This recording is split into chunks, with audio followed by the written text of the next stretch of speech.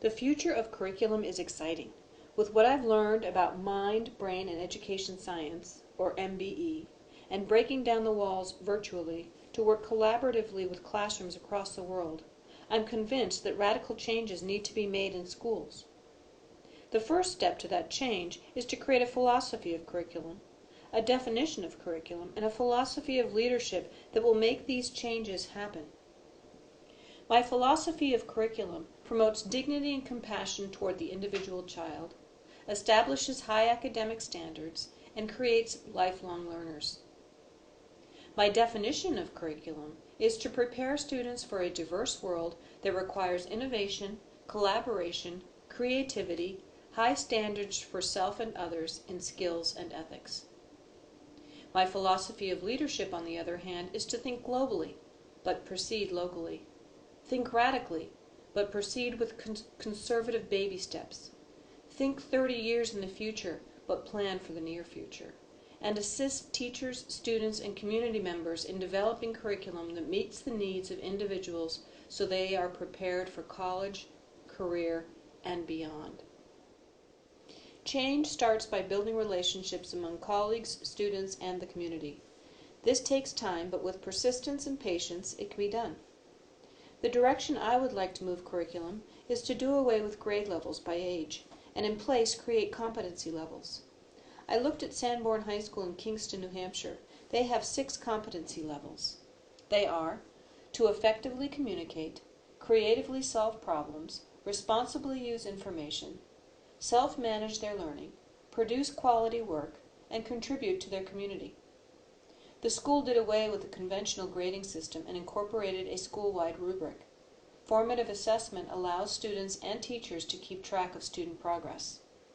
I really like the idea of a flex period that addresses differentiation. All students at SRHS have access to a flex period or intervention time every day for reteaching, reinforcement, and enrichment, or for extra help with any of the standards they are having difficulty in mastering. This time also allows students working on honors projects to work with their assigned teacher.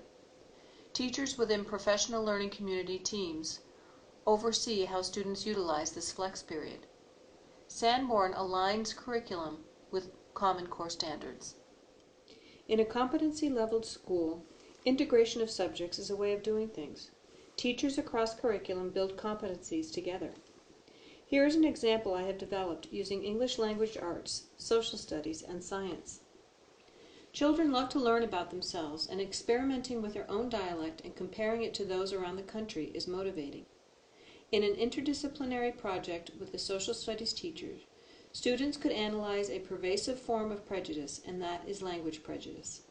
Students could watch American Tongues, a documentary on dialects across the United States.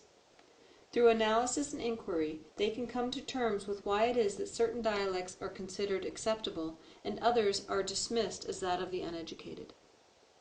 They could use maps to track dialects across America, analyze them, and make hypotheses about language, privilege, and culture. This project could be expanded upon by focusing history on language dominance. How did so many French words get into English anyway? The science teacher can work with the language arts teacher to make connections about the brain and language. One of the myths stated by Tokuhama Espinosa was that language is located in the left brain, spatial abilities in the right brain. Students can research the latest studies on brain imaging to see just what happens when someone speaks. This could be a piece of a broader unit the science teacher is working on called So You Think You Can Talk and Walk, Discovering What Makes Humans Uniquely Human. The science teacher can also work with the English and social studies teacher to assist students in creating scientific hypotheses about any aspect of language that interests them. The formative assessments of these activities could be writing out a hypothesis, testing it, and evaluating whether it is feasible. As the students work through their hypotheses, the teacher can guide them to deeper understanding of linguistic awareness. The mistakes they make are learning opportunities. The future of curriculum is exciting, with teachers and the principal working as a team and building relationships with the community. The possibilities for integrated MBE-endorsed curriculum is endless.